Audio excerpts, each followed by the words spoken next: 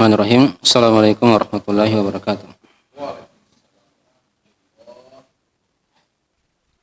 Innal hamdalillah nahmaduhu wa nasta'inuhu wa nastaghfiruh wa na'udzu billahi min shururi anfusina wa min sayyiati a'malina. May yahdihillahu fala mudilla lahu wa may yudlil fala hadiya lahu. Asyhadu an la ilaha illallah wa la syarika lah wa asyhadu anna Muhammadan abduhu wa rasuluh sallallahu alaihi wa alihi washabihi wa man tabi'ahum bi ihsan ila yaumiddin, amma ba'd.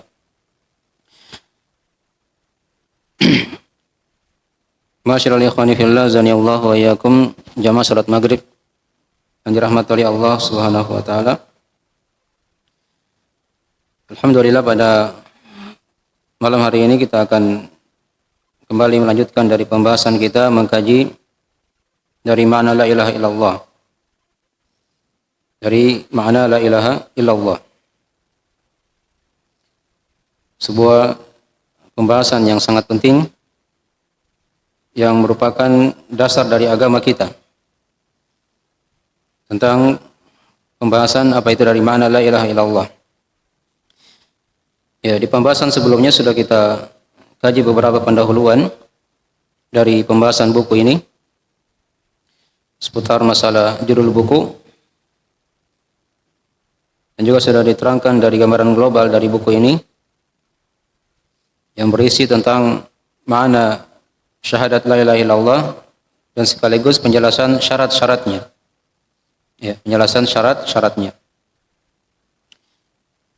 Dan juga sudah kita terangkan dari biografi ringkas penulis buku ini, yaitu Syekh Muhammad bin Abdul Wahhab bin Sulaiman At-Tamimi An-Najdi rahimahullahu ta'ala. Kemudian juga sudah kita bahas dari pendahuluan yang pertama atau pendahuluan yang lain lagi tentang makna kalimat i'lam rahimakallah.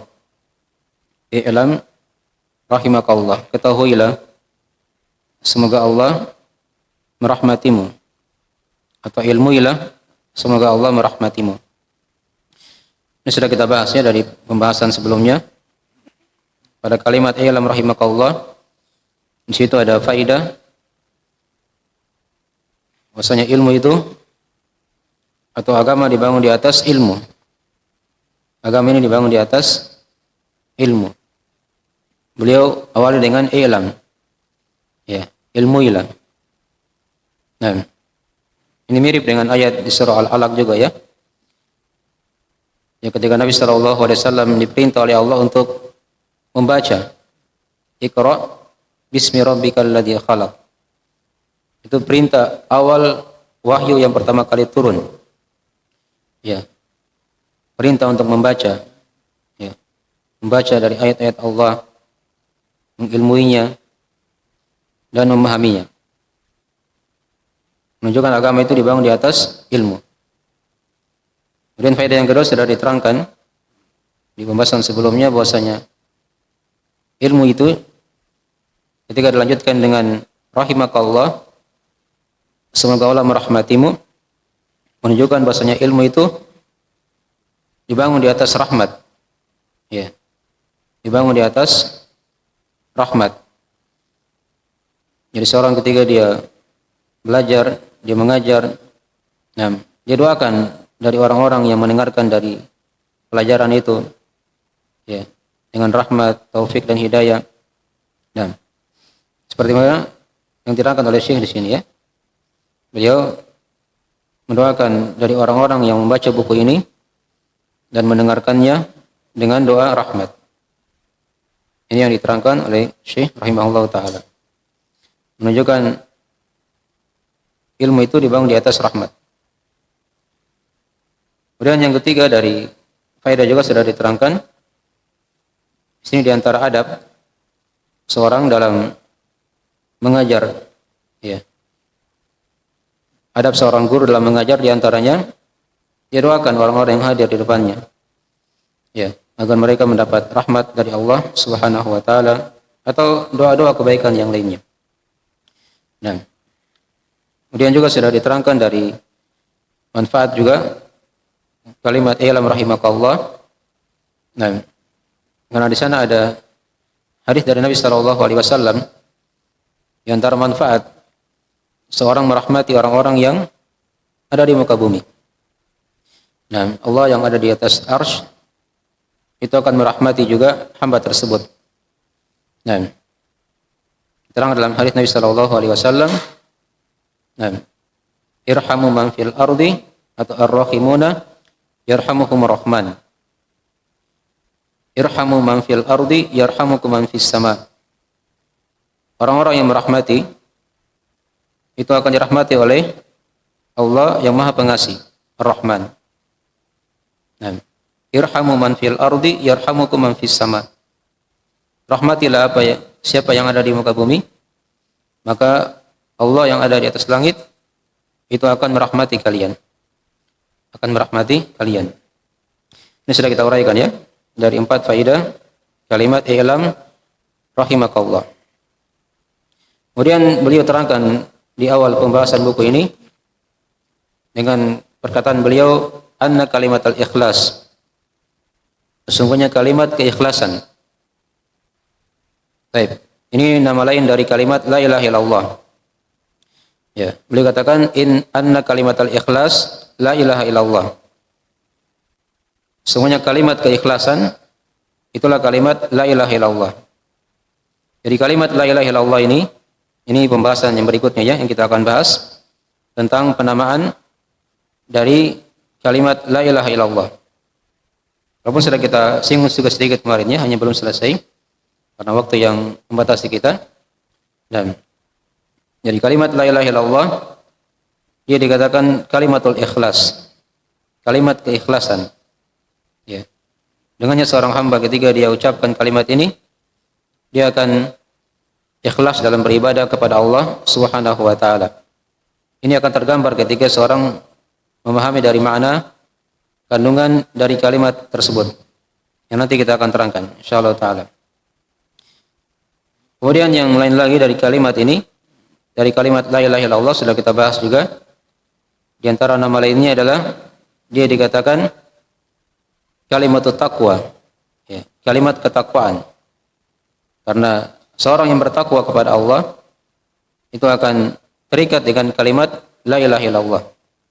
Sudah kita baca kemarin ayatnya ya, di surah Al-Fat ayat 26.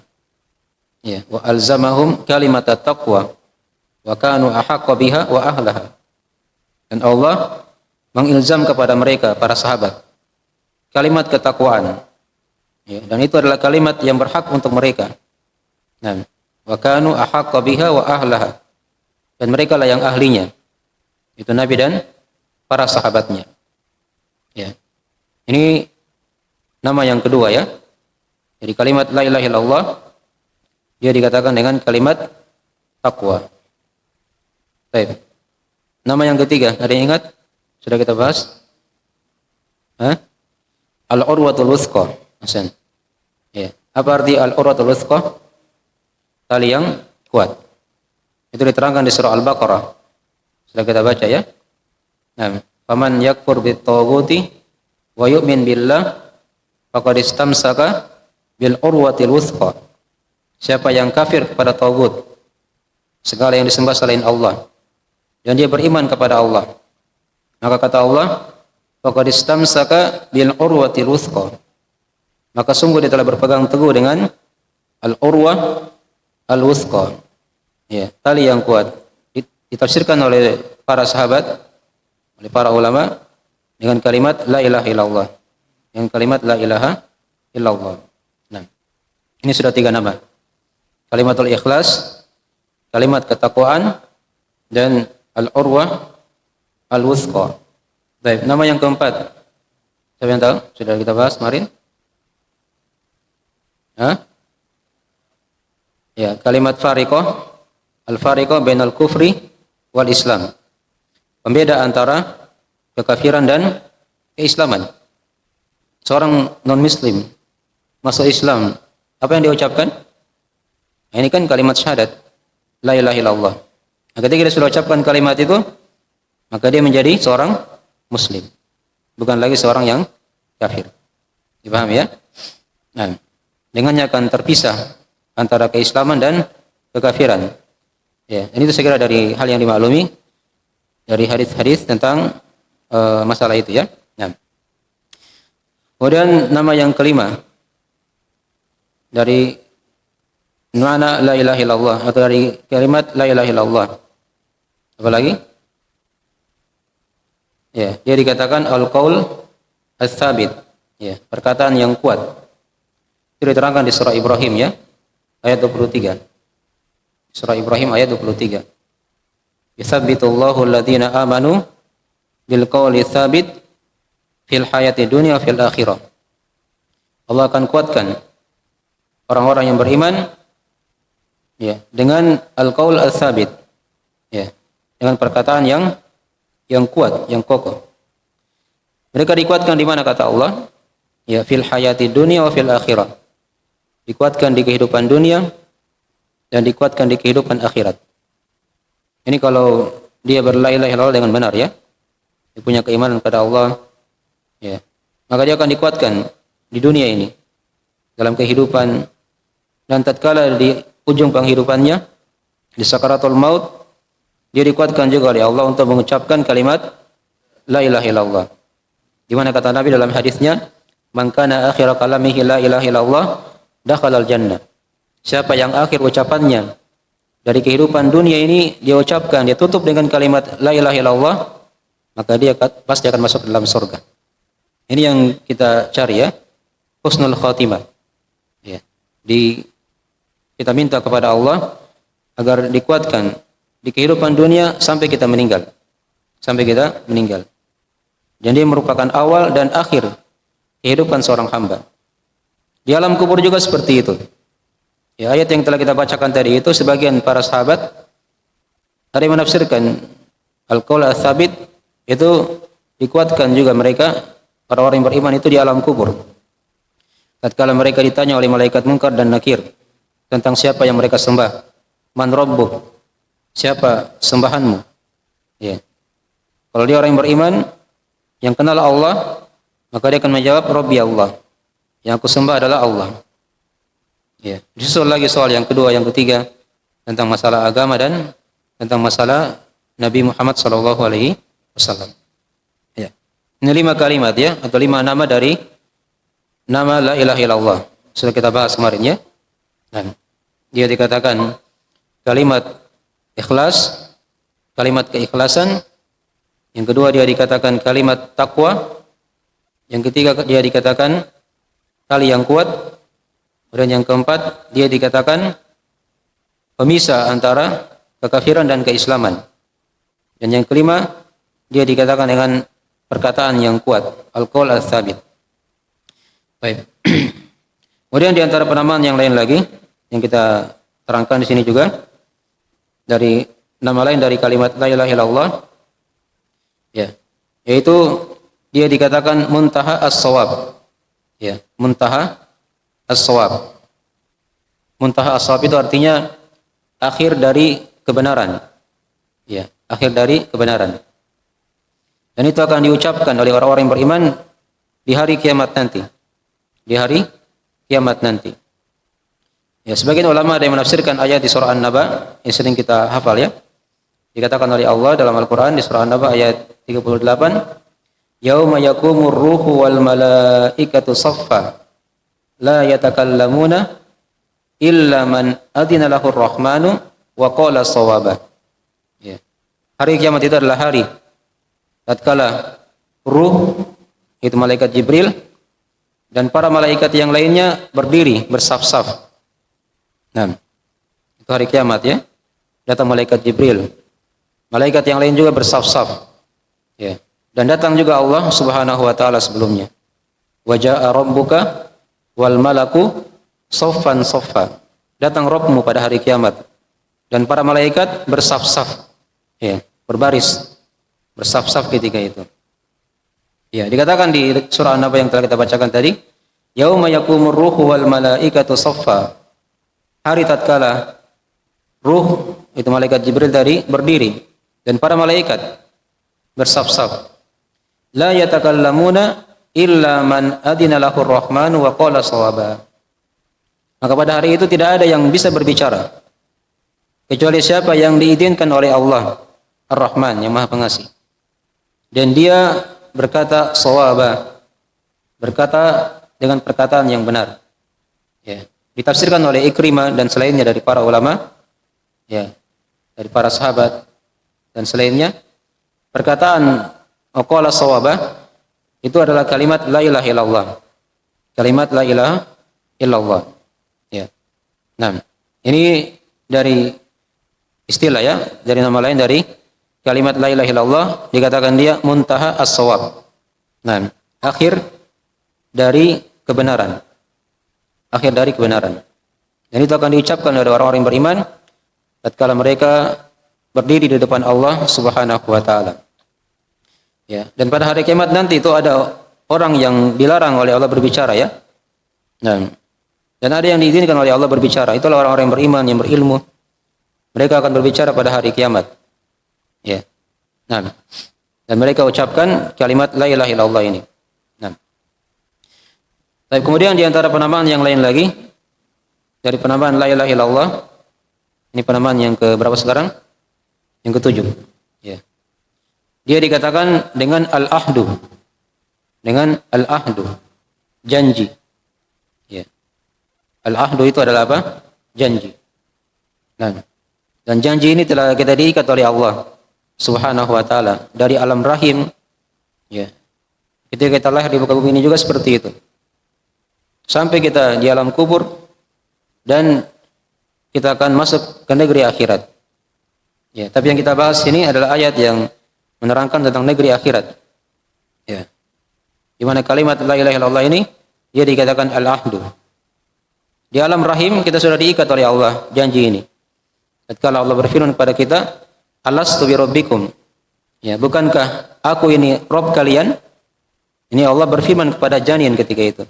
Setiap janin yang sudah ditiupkan ruh padanya, Allah akan berkata kepadanya, ya, "Alastu bi rabbikum?" Bukankah aku ini Rabb kalian? Apa kata janin? Qalu bala syahidina. Mereka berkata, benar ya Allah. Kami saksikan perkara itu. Ya, itu janin ya.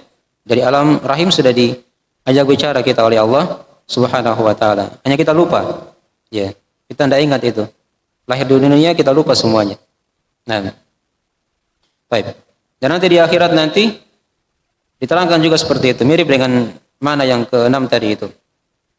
Kalimat ini dia dikatakan al-ahdu, perjanjian. Ya diterangkan di surah Maryam ayat 87.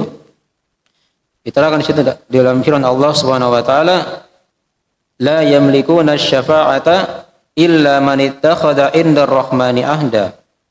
Ya. Mereka tidak akan memiliki syafaat illa kecuali man ittakhadha 'inda ar-rahmani ahda. Kecuali siapa yang telah mengikat ya janji dengan Ar-Rahman. Ya. Telah mengikat janji dengan apa? Dengan Ar-Rahman. Ya. Di sini janji kata para ulama dari para sahabat dan ahli tafsir yang lainnya, itulah kalimat la ilaha illallah. Kalimat la ilaha illallah. Nah, dari sini juga dipahami bahwasanya orang-orang yang mendapat syafaat pada hari kiamat itu hanyalah orang-orang yang bertauhid. Orang-orang yang bertauhid, yang benar keislamannya, yang benar keimanannya, yang benar kalimat la ilaha illallahnya. Itulah yang dikatakan telah mengikat janji dengan Allah Subhanahu wa taala di dunia ini, dan di hari kiamat dia akan diberikan syafaat oleh Allah Subhanahu wa taala. Ingat ya, syafaat itu milik Allah, bukan milik nabi. Ya, nabi itu memberi syafaat kalau diizinkan oleh Allah Subhanahu wa taala.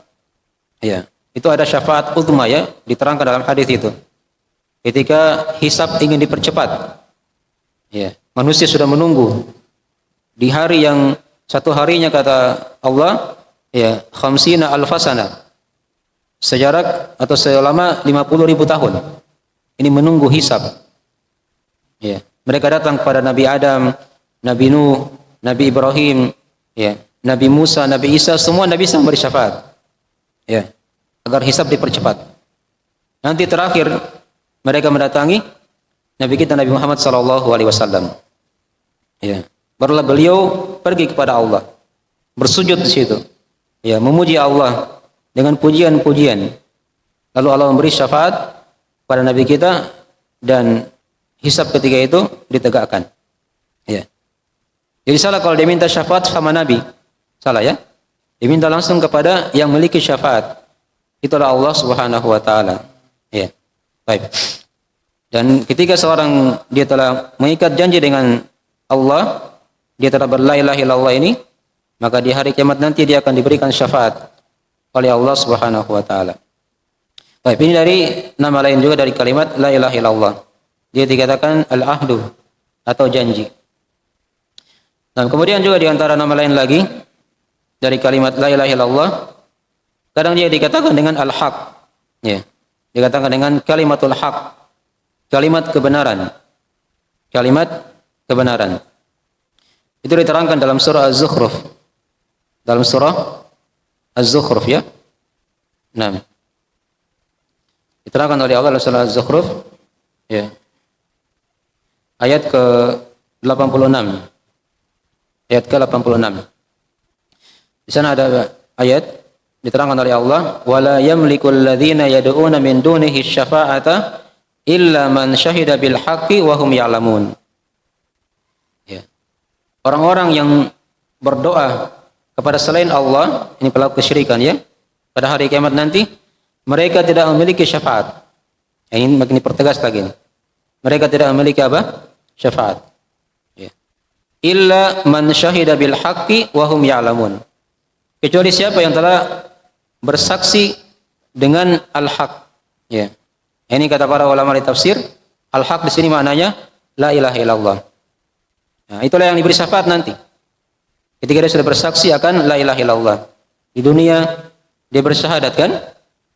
Dalam salatnya itu sering dibaca kan? Saya kira dimaklumi. Asyhadu an la ilaha illallah wa asyhadu anna Muhammadan abduhu wa rasul. Dalam adzannya dibaca itu. Dia jawab adzan, dia bersaksi juga. Asyhadu an la ilaha illallah. Ya, dipahami ya? Ini akan diberikan syafaat. Adapun orang-orang yang berdoa kepada selain Allah, wala yamlikul ladzina yad'una min dunihi syafa'ah.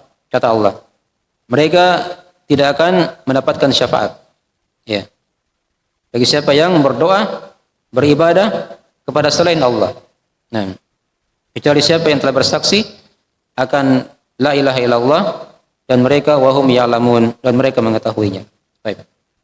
Ini diantara dari makna juga dari kalimat la ilaha illallah. Baik, kemudian diantara yang lain lagi, ini penamaan yang ke-9 dari penamaan la ilaha illallah, dia dikatakan dengan kalimat thayyibah. Ya, kalimat thayyibah. Ya. Itu diterangkan di surah Ibrahim ya, di surah Ibrahim. Saya lihatkan nomor ayatnya ya, supaya kita bisa tulis. Nah.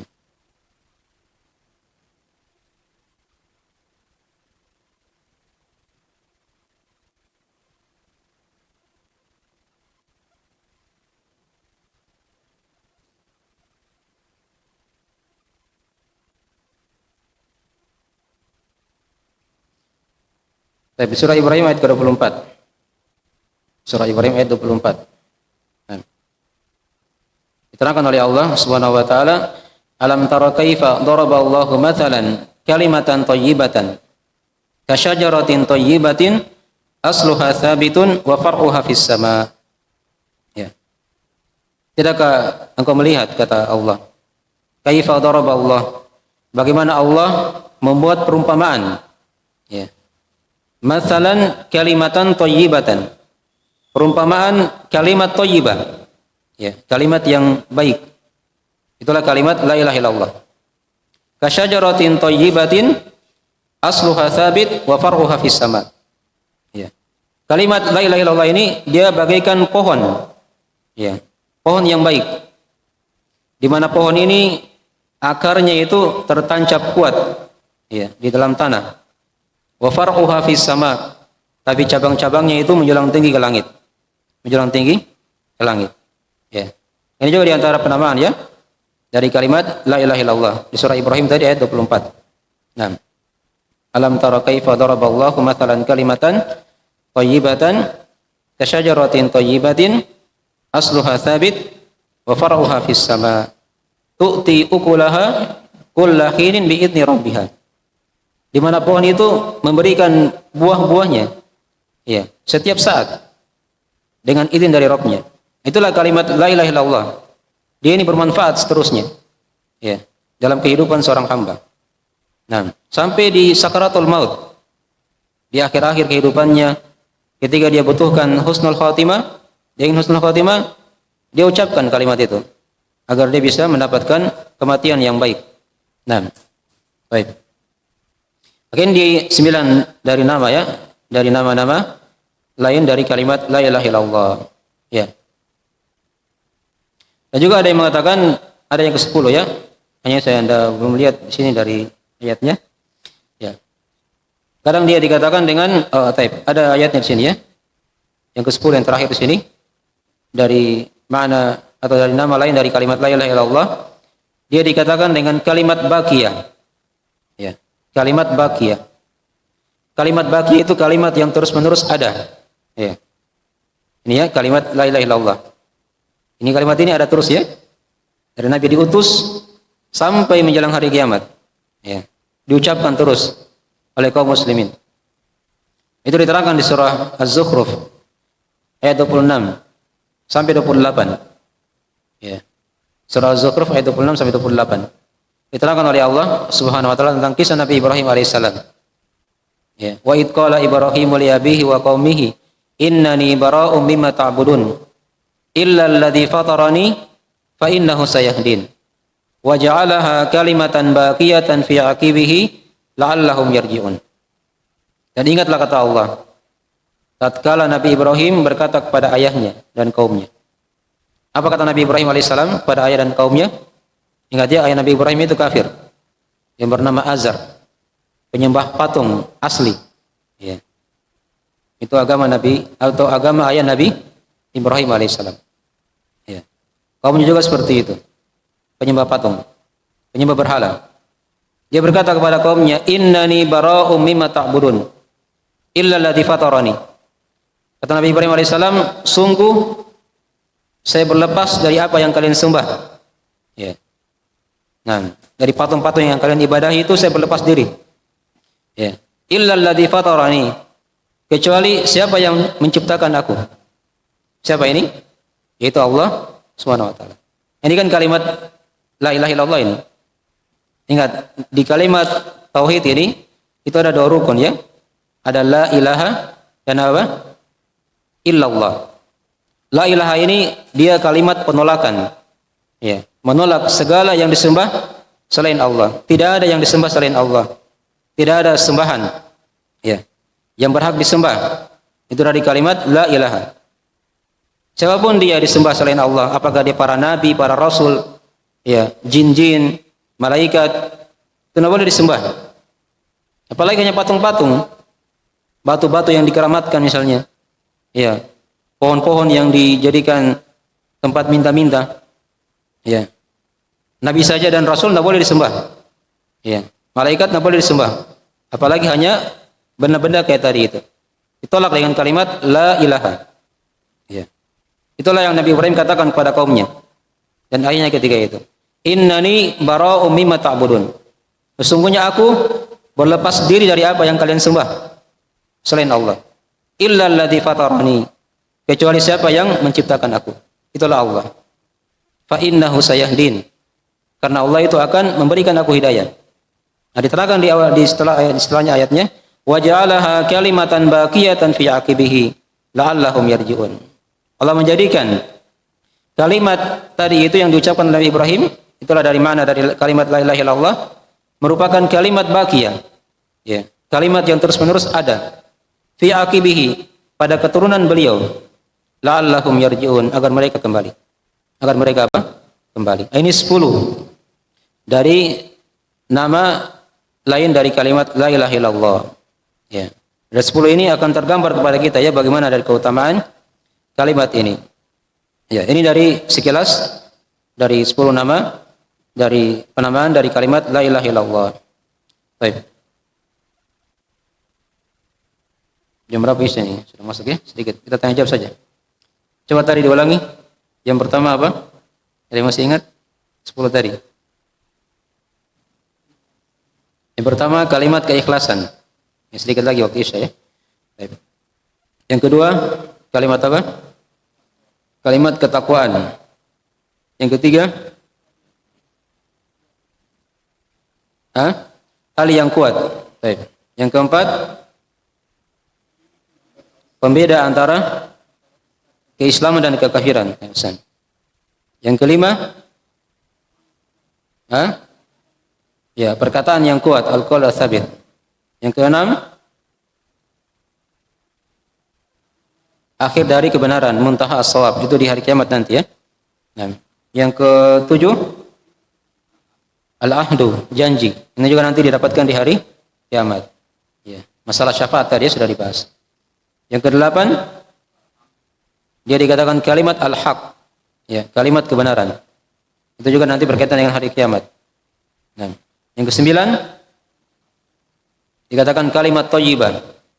Ya, bagikan pohon yang thayyibah. Nah, yang ke-10 tadi ya, kalimat baqiyah. Kalimat yang terus-menerus ada ya sampai hari kiamat. Ya. Nah, baik, ini dari akhir baru kita bahas dulu penamaan dulu ya. Ya, masalah keutamaan la ilaha illallah nanti kita akan bahas nanti insyaallah taala di pertemuan berikutnya dengan izin Allah Subhanahu wa taala. Baik.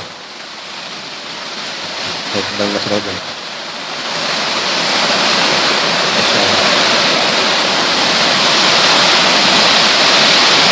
Allahumma shalli wa sallim.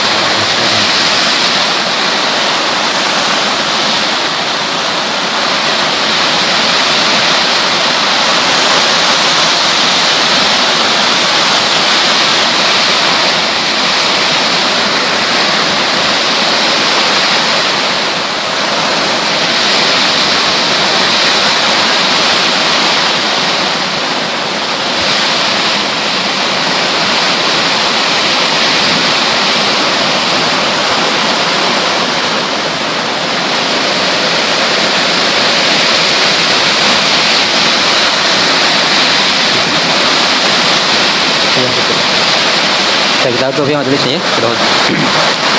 Subhanakallahumma wa bihamdik, asyhadu an la ilaha illa anta, astaghfiruka wa atubu ilaik. Assalamualaikum warahmatullahi wabarakatuh.